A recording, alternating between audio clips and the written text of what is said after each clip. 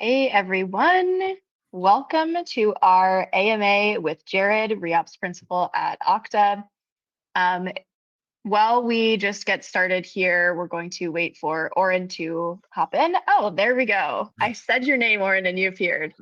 There we go. Feel free to drop where you are calling in from in the chat, and we will get started in a few minutes as folks start to roll in. All right. Good to see you, Jared. Yeah, you as well, Oren. Yeah. I'm just coming from another webinar I was doing with the Cha-Cha Club. If folks are familiar with the members only ReOps Club, it's an awesome space. And yeah, just got to do a tool time chat with some of the members there. Yeah, I was looking at that schedule. I'm like, oh, I really want to go to that. And then I'm like, oh, actually, I'm going to be talking with Oren right after this. So you've had a busy morning already. Busy morning indeed, but that's the fun part. Awesome. All right. Well, yeah, thanks folks for joining. We'll get started. We usually get started at about 5 minutes after the hour. We know it's lunchtime for folks, so people are just putting the finishing touches on their sandwiches or salads and going back to their desks and tuning in to a fun chat about governance.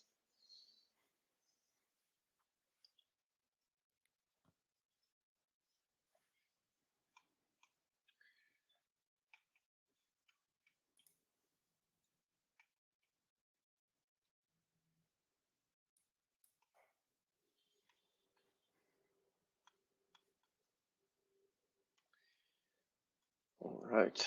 Well, maybe while we wait, Jared, it could be nice to hear, about your journey into your research ops. Totally. Your the founding story, so to speak.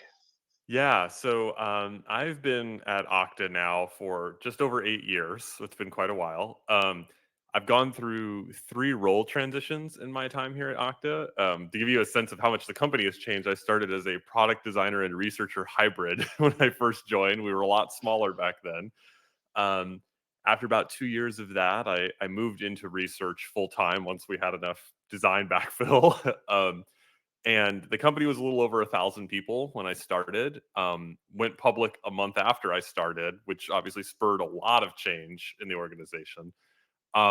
And after being a researcher for several years, and our little research team gradually got bigger, really the inflection point for me was when we hit our first 5 researchers. And I noticed I was spending more time balancing between actual day-to-day research, talking with customers, doing analysis, reports, share outs, all that good stuff, and then also doing the work of research ops. I didn't know what it was exactly at the time, but I was doing a lot of what would be typified as admin work. And it got to a point where I realized I can't do both of these jobs well at the same time. And so I talked with my manager, and at that point, the field of research ops, while it was always present, it started to get much more solidified in terms of roles and responsibilities. Frameworks started to emerge. And it was at that point where I'm like, I think there's this new thing I kind of want to try. And kudos to my manager at the time. Her name is Jane Johnson.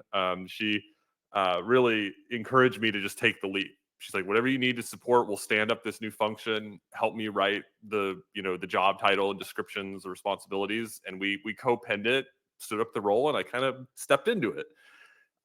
So that's kind of what's been happening ever since. I've been in research ops now going on 3 years. And in that time, I've had a lot of really great opportunities to kind of help grow and scale our research function here at Okta. As well as just learn from this great community that we're a part of. So it's been quite a journey so far, and there's lots more to do. I'm sure everyone is well aware of the impact and all of the change that's spurred about by the advent of AI at this point. So it doesn't need to be repeated necessarily, but I think that's only underscored the importance of the research operations function and the role it plays in larger product orgs. Yeah, amazing. Well, really appreciate the origin story, and really cool that you were able to see the problem and have that support from leadership to go off and do this role full time. And now, look at you, 3 years in, And you know things are going well when we're having a whole webinar about governance. It's my dream scenario. Yeah, exactly. We're not here talking like what is research ops. You know, we're past that. We're getting deep, which is exciting. But yeah, thank you everyone for joining. We're just now ready to get started. If we haven't met yet, my name is Oren. I'm one of the co-founders and CEO here at Rally, and we are building a user research CRM that makes it easy for teams to manage and recruit their own real customers for research. I'm super excited to be joined by Jared today, longtime fan of Jared's work, and he's a first-time guest on our Rally AMA series. So if this is your first Rally AMA, we have a full 60 minutes together. First 30 minutes or so are usually some pre-submitted questions and some prepared questions. Obviously, the topic today is governance by and large, and we'll get into it. But then please feel free to drop any questions in the chat as we go. You can upvote them, and we'll have Jared answer your questions live. So anything in your mind, please feel free to go for it. So yeah, to kick us off, Jared, maybe you can do another quick intro to yourself for those that recently joined, and then would love to have you define governance in the context of research operations. Yeah, such an absolutely. important word. Yeah, happy to. So yeah, for folks who just joined, my name is Jared Forney. I'm a research operations principal here at Okta. I've spent the last about 3 years in this role after being at Okta for 8, and was prior to this a full-time researcher at Okta as well. So I've kind of seen the spectrum of impact between being a researcher and now supporting that team and our larger what we call Okta Research and Development team at large. So my day-to-day responsibilities, I kind of cover everything for folks who are familiar with the 8 pillars framework. I kind of run the gauntlet of just about everything, but really focused around knowledge management, procurement, participant management, and governance. So really, for me, when we talk about, as Lauren mentioned, like when we talk about governance to me and some of the materials that came up before this, I think the really important thing to underscore for governance is it's not just all about compliance. Compliance is one aspect of governance. But for me, governance is about building for scale. It's about having the processes and frankly, relationships in place to really help research grow in a effective, efficient, and compliant and safe way. So really, when I think about governance, it's not necessarily about putting walls or barriers all the time around who can do what, but really just making sure people have the right tools and the right types and levels of access to be most effective. Great. And tell us, Jared, when did governance become such a core theme that you started thinking about, and how has that evolved? Well, I think part of the reason why I've gravitated so much to thinking about governance in a research context is I kind of been living it for the last 8 years. Okta itself, being a security organization, obviously places governance very much at the forefront of not only its product offerings, but also its core philosophy, right? One of our core company tenets is being able to get the right people, the right access at the right time. So that extends to when you're talking about some organizations have thousands of applications that they need to secure and protect, right? And so there's a lot of responsibility in that. There's a lot of complexity in that. And so even going back to when I was a researcher and product designer, I was already thinking about and building experiences to help guide governance principles. So when I moved into research operations, I think I was already kind of pre-wired for it. Mm-hmm. But what I quickly realized was that there's so much opportunity in this space because one, like frankly, coming in new to it, I didn't know very much. Like there wasn't a lot of resources. There wasn't a lot of it was kind of like you're paving your own road and there's a lot of uncertainty and like, am I doing this right? I'm worried I'm going to make a mistake. And kind of part of it was why had an interest in it was like I kind of just leaned into the skid a little bit, Mm-hmm. realizing that it's like the only way I'm really going to learn this is if I just kind of dive in and start building relationships and just asking questions. So that's really kind of how I've gotten to where I am today, and now I'm sharing what I know. Yeah, awesome. So it sounds like you definitely had a unfair advantage with your background, building experiences centered around governance, and then finding yourself in a research ops role and realizing, oh yeah, governance is kind of the key to all of this. So maybe if you want to share one or two of your learnings from those earlier days at Okta and some of the core initial pieces of governance that you put in place or frameworks that you brought into the research ops role. Yeah, absolutely. I think like the thing that I've learned first and foremost, so this is like the piece of advice that I give everyone who's getting started, is start with an audit. It's really like the single best way to get what I call putting a box around the infinite. There's so many. Every organization is a little bit different, and some companies that may have really stringent rules or philosophies around some things. Other organizations may be more loose about it. Neither approach is wrong. It's just you have to learn where your walls are for your organization, and an audit is a great way to do that. So one of the first things I realized when I was working with our legal teams and our privacy teams is they think in a very similar way. They want to know like where the data is, where it sits, and who can access it. And some of this is like very pragmatic when I started doing this because I was trying to get approvals for new tooling. And as a part of our procurement process, like one thing that's a very obviously being a security company, security reviews are very important as part of tool procurement. So some of this came out of necessity. I was like, I have to document and show my work because it's part of the approval process. But what I learned is that rather than doing them just for single point and process tool approvals, having a map of how all of our data flows from one through the research process really served two key benefits. The first was honestly for me just being able to always have this eyeball map of like, okay, when a researcher starts a recruit, what tool does it start in? Okay, after you have your participants recruited, what happens next? And then after that, when they move into analysis, what types of data and the attributes attached to that data move from one tool to the next? And so it was helpful for me to keep a tabs on where all this went. But even more so, the second big benefit is when I started talking to a new group of stakeholders, maybe I'm talking to a new part of a legal team, or maybe I'm talking to a particular security engineer about an integration. I could show them this map, and it's like, you may be unfamiliar with how the research process works, and that's okay. I'll walk you through it. But on top of that, I'll talk you through the research process alongside the tools and the data flow so you can see for yourself as a researcher does like a standard interview how all of that all those artifacts from that work move through our systems and where they sit at rest. And that's been like really transformational for people because it's such a gesture of goodwill when you bring clarity to a conversation like that that's not just trapped in a Slack message. um, and so really what that helps, I built up a lot of kind of easy rapport with just this single artifact. Hmm. And it really helps kind of spur a more productive conversation because then you can, when you're talking about a specific integration or tool, you can talk about it in the context of this broader visual map that you've laid out for them. Yeah, that's a wonderful starting point. And yeah, I can see why that's a good first piece of advice you give a lot of people.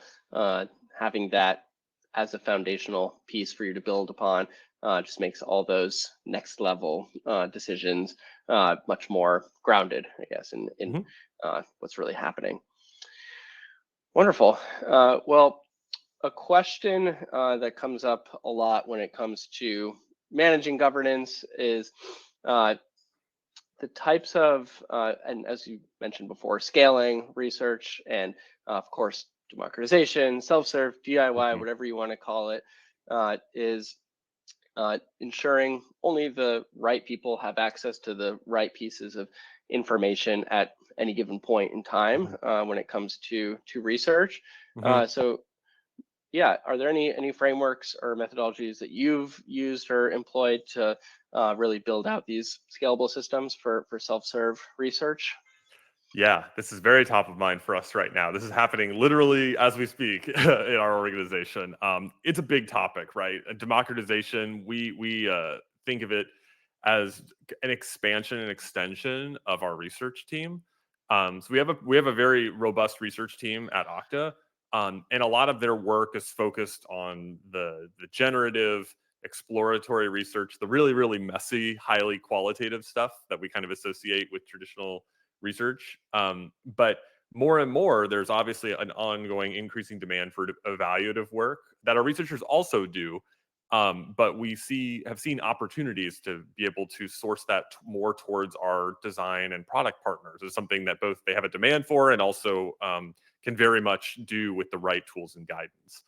I think what's been really important about our journey there is a framework for communication.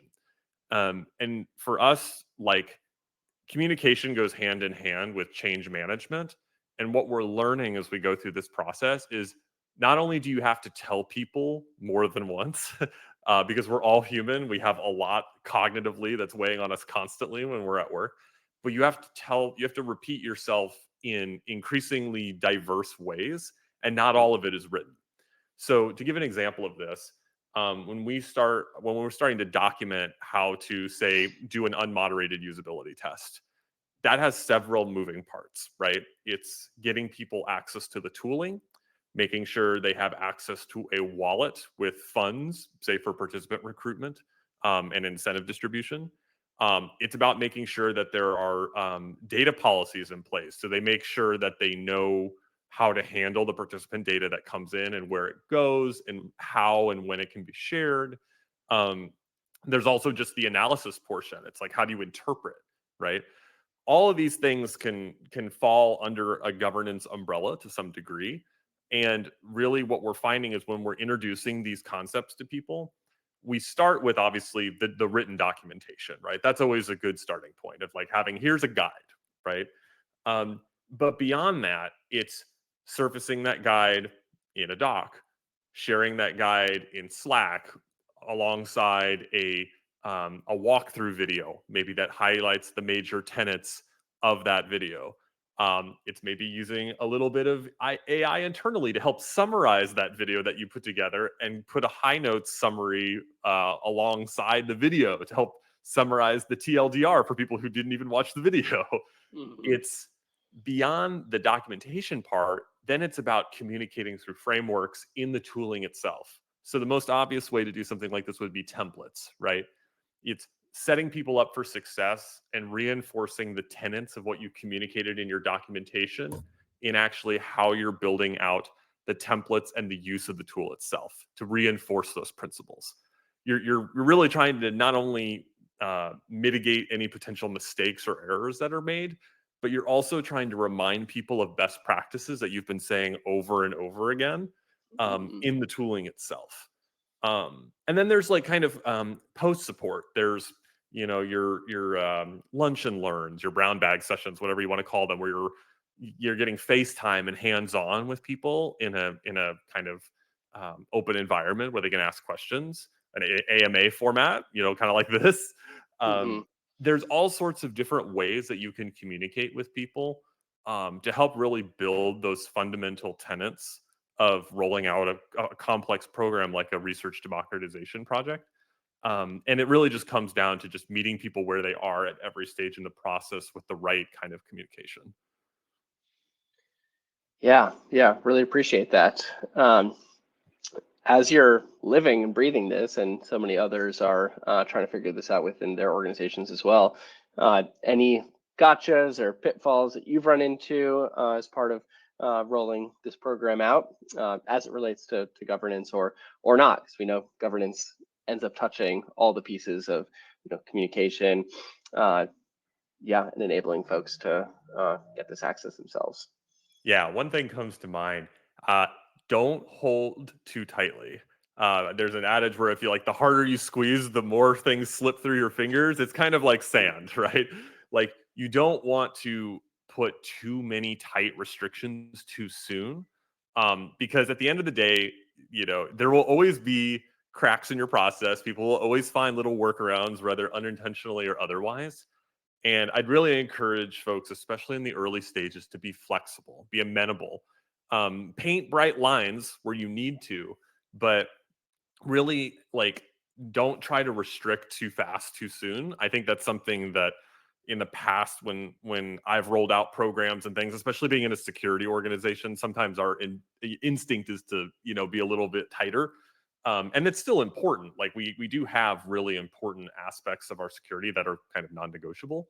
But like really the important part is everybody, you assume that everybody's coming from a good place and really wants to learn and do things the right way. They just don't know how yet. And sometimes there's a situation where like, I actually don't know the best way to do this. So we're learning together.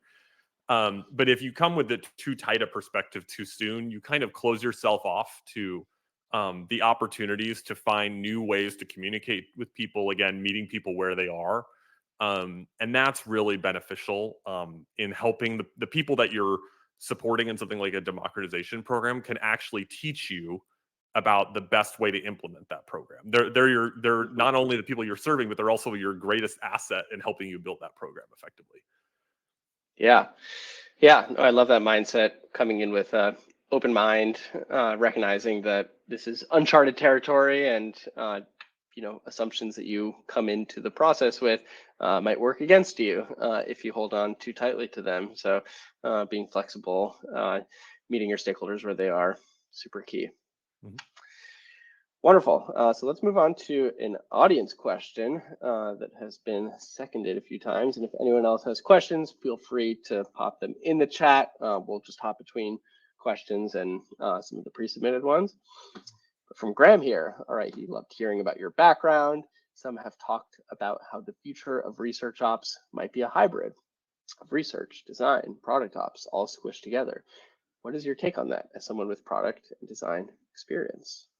Oh, great question. I think like that this is interesting because I think this speaks to a couple different, realities of like the current climate we're in, the current challenges we have at a lot of organizations as there have been, frankly, there have been reductions in force, there have been consolidations, there's been this kind of constant pressure to be able to deliver across a number of different fronts.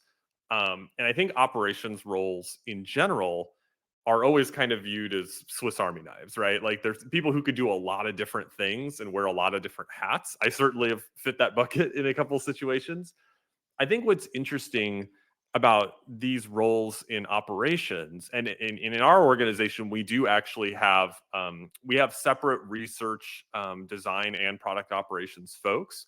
But the structure of how those operations have been implemented has changed over the last couple of years, and especially as they become more embedded in different feature or product areas. So I still believe that there is enough differentiation, and there's certainly enough work where standalone, distinct roles for all of these things should exist. Now, is that always possible given the size or scale of your organization? Not always. But especially with research ops, I feel that there's enough of a differentiating set of roles and responsibilities in particular that I think it would be a challenge for someone in product ops and design ops to be able to also subsume research responsibilities and roles. And I think it goes both ways. I know I see folks like what our product operations folks are doing and just how much overarching management they have to do with all the stuff happening with our like 1,200 person product team. I don't think I could do that and my job day to day. I'd be kind of where I was when I split off from being a researcher. It's just so much responsibility and scope that I think it'd be really challenging to push all these together effectively and really move beyond anything other than keeping the lights on. So that's my take on it. I think it'll be interesting to watch over time how the industry views operations roles. And also like as our research operations field becomes increasingly solidified and the impact of the work we do becomes clear, I'll be very interested to see how this kind of language changes over time. Awesome. Really appreciate your take on that. Yeah, it'll be super interesting to see how these spaces combine and disassemble and go in different directions in the future. So yeah, thank you, Graham, and please keep the questions coming in the chat. Awesome. Well, maybe we can go back to one of the pre-submitted areas around making governance approachable, understandable, adoption friendly. We talked a lot about meeting your stakeholders where they are. Maybe not at Okta because everyone already understands the concept of governance, but at other companies, when people don't have that understanding of what governance means and why it's important, what is the approach or your approach to making governance approachable and not intimidating for folks? Yeah. So the one thing that I've come back to really frequently is, and this is going to sound like the least exciting metaphor maybe you've ever heard, but stick with me, the DMV. Uh, so what really we think of when I think about governance, I think about it kind of in terms of a driver's license, right? So a driver's license is something most of us understand as a fundamental thing of it is a series of steps that you went through, validations that you went through in order to be granted a certain responsibility, right? Or a certain aspect of you're able to drive a vehicle, right? As a result. But like when you start that process, you're not born with a driver's license, right? We get our learner's permit first. So maybe it gives us the ability to drive a car within a certain window of hours a day with a licensed driver in the seat with us as we learn. We go to driver's ed, we take our course, and then we get our full license, right? And so our full license gives us ability to drive a certain type of vehicle, right? Up to a certain weight, certain number of axles, what have you. And so, but what if you want to drive something bigger than that, like a semi-truck, like then you have a different type of trucking license that you get that has an additional set of entitlements, an additional set of tests and evaluations that you have to go through in order to get that access. Then if you go beyond that, let's say you're hauling hazardous waste, right? That's another entitlement, another set of approvals that you have to go through in order to be able to take something that is more sensitive. Let's say if we're applying it in research principles, right? It's things that are higher risk. But the really important aspect about governance is our goal with governance is not to take everybody who starts driver's ed and gets them all hauling hazardous waste, right? That's not the goal. The other important thing to think about when we think about governance is that there's a lot of different ways to get around, right? Maybe a motorcycle license is something more like you need, right? It's still a vehicle. It's a different means of conveyance, and it has a different set of trainings and entitlements and approvals you have to go through, but it's not the semi-truck use case. And I think another way of thinking about this too is what are our goals, right? What are our goals? Are we trying to haul huge volumes of goods and services across the country, or are we just trying to meet someone across town for coffee, right? You're not going to bring a semi-trailer to a coffee meetup, right? You're probably going to ride your bike, or depending on how your city's structured, you may not even need a car. You might walk. You might take the subway, right? And so a really important aspect of governance is understanding that licensure process, if you will, is really about being flexible and adaptable to what the needs of your organization are. And so that's where I connect this idea of it's more than just about compliance, right? It's more than just about making sure everybody's licensed for use in hazmat transport. And it's more about understanding, like, can most of us walk, or can most of us take the subway? Maybe a few of us need to drive, but not everybody. And by really helping to optimize who gets access to what at what level, it not only makes it so that like the right people have the right access, but it also reduces the burden of access for those who have to manage it. It brings clarity for people who are accessing that information, and ultimately just makes it more efficient and effective for everybody. Amazing. Yeah, I didn't know where you were going to go with the DMV analogy, but you definitely made it fun, and it's very extensible analogy. And one of my favorite part of ReOps people is the analogies that inevitably come up trying to explain this work to others. And one thought I had, I don't know if you experienced this too when you had your learner's permit, is those cars that you drive where the passenger seat has a brake on it. And I could definitely see that for someone who's learning research for the first time, have an experienced researcher right next to you that just hits the brake. We're not ready to pass this red light. So right. Love the analogy. Yeah, I mean, and that's like an important aspect too, right? Is like how we go about that training varies, right? For some people, like having that extra break with someone in the driver's seat is an important check, right? if we look at, it's been a long time since I went through driver's ed, but I had a particularly draconian driver's ed instructor who, among other things, made us parallel park behind his wife's car as practice. Wow. So like, it's no stress there's a sliding scale of how strict we want to be in that onboarding process. I love it. Awesome. Well, over the course of that, the chat has been popping off. So let's get into some of the questions. Donald here is asking, how do you handle people acting outside of your interpretation, the interpretation of governance? What does your monitoring and enforcement activity look like? Ooh, this is a good question. This is, I think, an important aspect of this too, is the monitoring enforcement aspect is a team sport.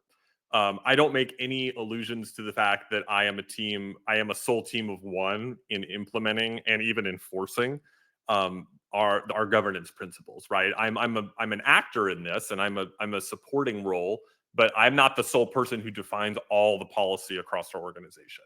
So this is where having those relationships with other members of your team in legal, in privacy, and in compliance and security, these relationships become really important, because a lot of times you are going to see people acting outside interpretation of governance. It happens all the time. The other thing that is really important to realize, and that I've learned with this too, is that there are times when you have to maintain your sphere of influence and focus on the things that fall under your plate and your scope of responsibility. Because there's a lot of areas, like maybe on our research team, right? Like my sphere of influence is largely focused on our research team and to some larger extent product. Things that are going on in marketing or in in sales or in other divisions within the company, I'm happy to maybe I could provide a perspective as it pertains to my experience working on the research and product side of things, but like those are ultimately not my entire realms of responsibility. Where this becomes important though is like, if there are things that are happening in your space, this is where I will lean on our privacy and product partners to be like, help me build programs to educate, right? We're doing this right now with building out we're building out courses on handling PII, right? As we expand our democratization program, we have more and more people potentially accessing PII or data that could contain PII. And so there's a really urgent need to be able to educate people. We have corporate trainings and things like that already, but not specifically built for a research context. And so I'm partnering with our privacy teams to help educate and build product team specific programs and educational materials around people. Like, when you handle this data, these are the responsibilities you have. This is where it can and cannot go. And this is like, when you use these tools, you are kind of in part and parcel, like bound by these understandings and agreements when you do handle it. So really, to summarize that, the enforcement and monitoring aspect, I do some of it in tooling, but really a lot of the enforcement metric comes collectively from the partnerships I've built up with privacy and security and legal. Fantastic. Appreciate that. All right.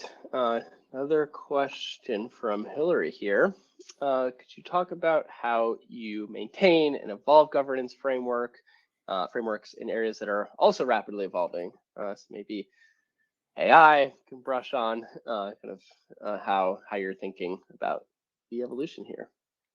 Yeah, boy, I can speak about this one. I think this is top of mind for everybody, right? This is changing really fast. Even in the time that we've started rolling out AI tooling at my organization, there's been a constant shift of like what policies we apply, what kind of data we can put into an AI tool. When can we use it? When can't we use it? There's so many questions, and there's always that risk of what we broadly refer to as like shadow IT, where people will go off and do their own thing, lacking guidance. This is, again, something that we're having those collective relationships is like really, really important, in maintaining that through line of communication as things are changing in real time. But it's also, particularly for research ops, this is such an opportunity space for us. This is such an opportunity to come with a perspective and be part of that change. So I've, in many ways within Okta, like I've been helping to author and write our principles and guidance on AI use within our organization, and the principles, and like when we disclose when we're using it, what contexts we use it in, how we view generation versus editorialization of that data. All of that is something that, like, particularly in a research context, researchers, I know our team has very strong feelings about, but also recognizes a lot of the opportunity that research, or that artificial intelligence supplies, the ability to speed up summarization, the ability to help with insight generation, all that great stuff. So really, like, being part of the conversation from the outset, being able to communicate to the teams that are authoring the corporate AI principles and frameworks, and sharing the research side of things, because our research team kind of got out in front of a lot of the rest of our organization in AI usage through some of our tooling had embedded AI functionality in it that we had gotten prior approvals for. So we were able to share our experience with others of, like, here's how we got our AI tooling approved before the corporate framework was fully built out, of here's how to get AI tooling approved. So really, just by sharing our experience leading up to that point and how research uses it specifically, that's how we were helping to evolve those frameworks in real time with the organization as a whole. Yeah, I love that. You all have a very unique vantage point in the organization and can bring that level of thinking more broadly, just the research team, which is super cool. All right, another question here. I've got a lot to get through, which is exciting. People love governance. All right, so from Anita here, with fragmentation of research tools and having a big stack of research tools, some integrated, some not, what do you see as the main governance concerns and compliance questions coming from legal risk and compliance partners? Oh boy, I love that. This is a meaty. Someone's in the weeds here. I love it. Oh yeah. I think this is also something I deal with a lot. Integrations are often one of the more challenging parts of kind of the research operations function, particularly like in a procurement and governance context. Mainly because when we start talking about sharing data between tools, there's a huge number of ways to do that. And it also really factors, it's a balance you have to strike when you're procuring a new tool, right? Like, do you go all in one and consolidate, or do you do kind of a best in class separate tools for distinct functions? And there are drawbacks to each, right? If you put all your eggs in one basket, you create a single point of failure. But you simplify your governance structure because you only largely have one tool to observe and report and audit.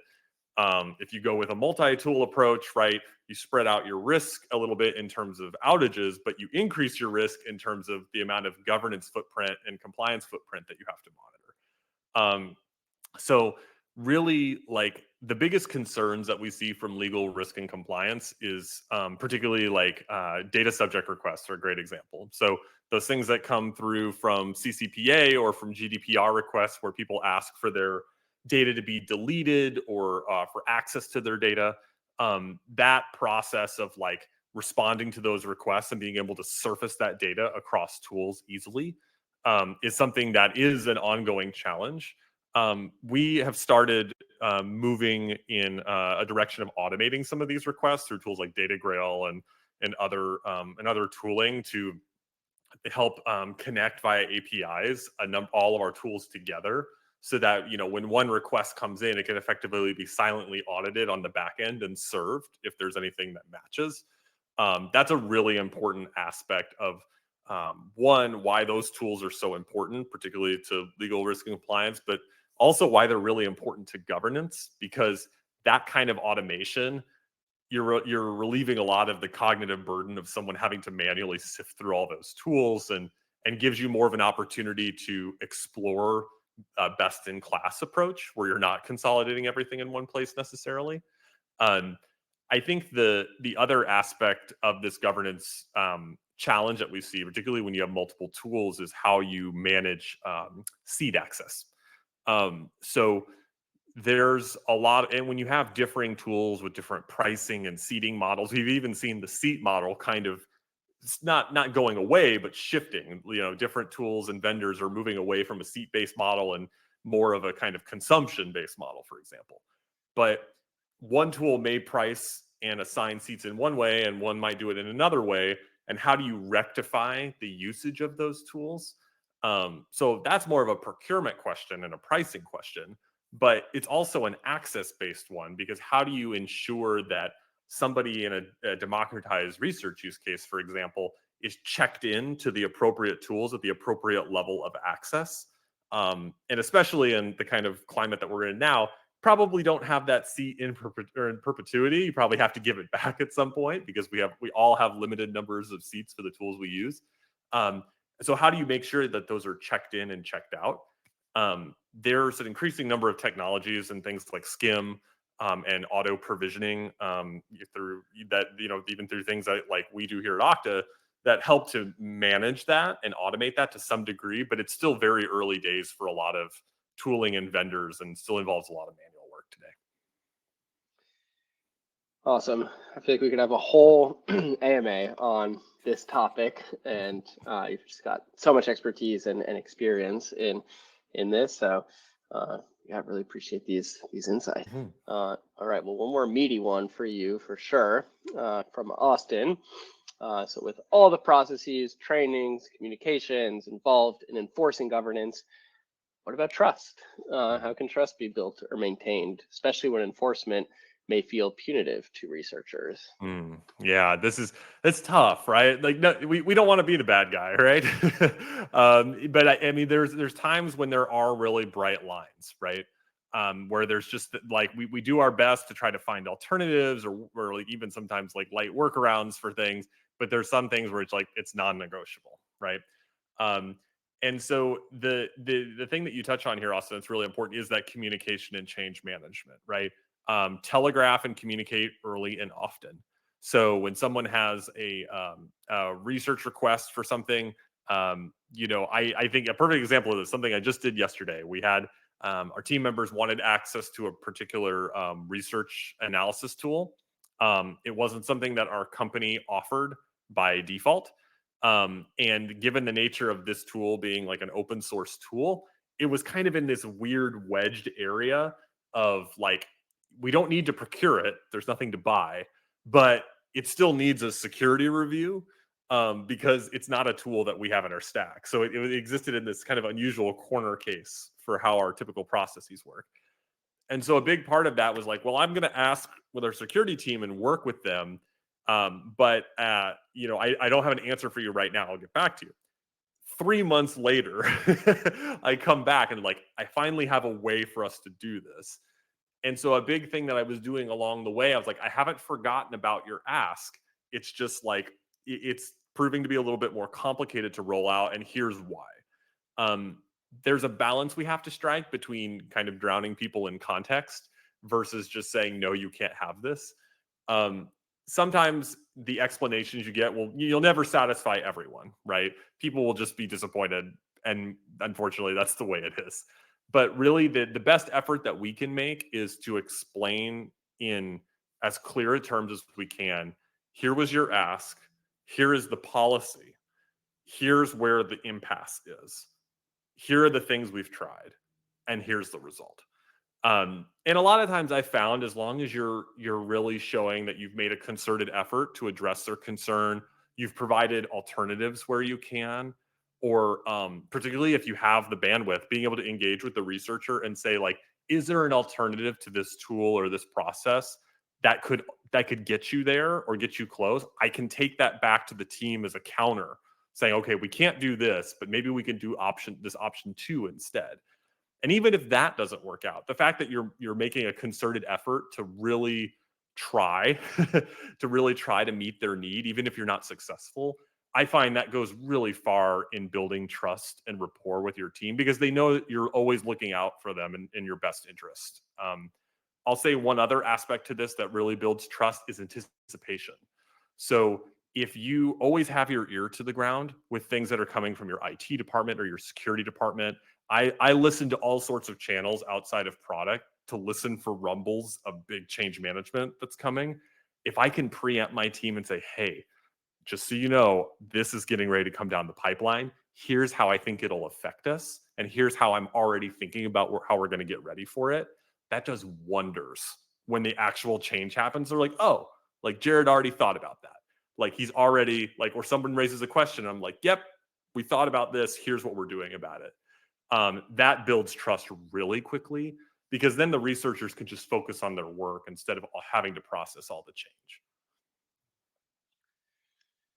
Amazing. So much experience to draw upon that. Yeah, it's just super helpful for everyone here. So thank you very much, Jared. We have just about 5 minutes left, but if there are no other questions, maybe if you have any parting thoughts for us on, any last points that you haven't been able to communicate that I think is really, really important on this amazing topic. The floor is yours. Yeah, absolutely. I'll just tell people, even though I'm being presented as an expert, a resident expert, governance expert here, and framed as such, I didn't start that way, and I'm still learning stuff every day here. I think the really important thing is everyone on this call are all experts in one thing, and you all have in common. You are all experts at your organizations, right? And I would really encourage everyone, if you're you're thinking about moving into and starting to explore a governance path, start with your expertise. Start with what you already know, because that in and of itself is such a valuable piece to figuring out a governance strategy for your research teams or your product teams as a whole. Don't discount that. Because really, when I started doing this, I just started reaching out into my network internally, just trying to find contacts. I was like literally just rolling through the Rolodex of people who worked in, like, okay, here's a legal person, here's a privacy person, and working with my manager, just branching out and just saying like, hey, like, here's who we are, here's what we do. We think that you probably have a vested interest in the kind of work we're doing and the data we're handling. What do you want to know?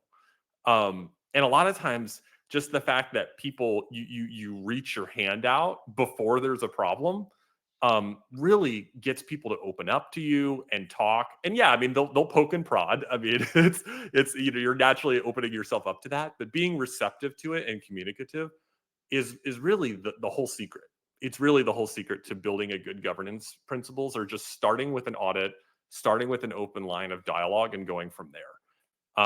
I think I've even had situations now where I've had our ethics team and things come in, and it's like, can you, like, we really like the way you work. Here's this other team that's just getting started. Can you just tell them what you do, like how you do it? And to me, that's the most rewarding part. It's like, oh, okay. Like, I've clearly landed effectively here because they're asking other teams to help train and educate other teams. Now, I don't know if there's a bandwidth for it, but like, what's really important is just having that line of dialogue, just starting with a conversation and a map is really all you need to start building an effective governance strategy. So that would be kind of like my parting piece of advice, is just have those open lines of dialogue, and it'll really take you far. Yeah, I really love it. Great parting wisdom. And yeah, the idea of the olive branch, sending out a hand and giving more than you're taking in that context, I think, ends up just generating tons of goodwill. And so cool to see that or hear that other teams are knocking on your door and asking, what's the secret sauce that's going on here? And I think, that's the most amazing part about research ops. And we're still so early in the innings of this role and industry, but being able to see those types of feedback points to show the impact that you're having, I think, is indicative of the future and what's going to be possible. The more companies invest and the more people like you step up and do this incredible work internally. Yeah, absolutely. It's been a lot of fun so far. Like I said, my measure of like how much I enjoy my work is, am I learning something new every day? And as long as I keep learning, I know I'm generally trending in the right direction.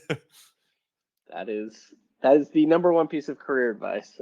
No matter what, always be learning. So, thanks again, Jared. This has been incredible.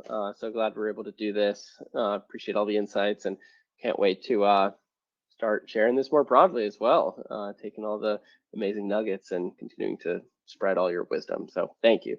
Yeah, thank you, Oren, and to Rally too for hosting. And I'd encourage people, if there was a question that you had that we didn't get to today, or you want to follow up, please connect with me on LinkedIn. I'm happy to kind of chat in more detail, and share any other thoughts I have. It's a sharing community, so don't hesitate to reach out if you want to chat more. Wonderful. All right. Well, with that, we are exactly on time. So thank you everyone for joining. Thanks again, Jared, and hope everyone has a great rest of your Thursday. All right, take care, everybody.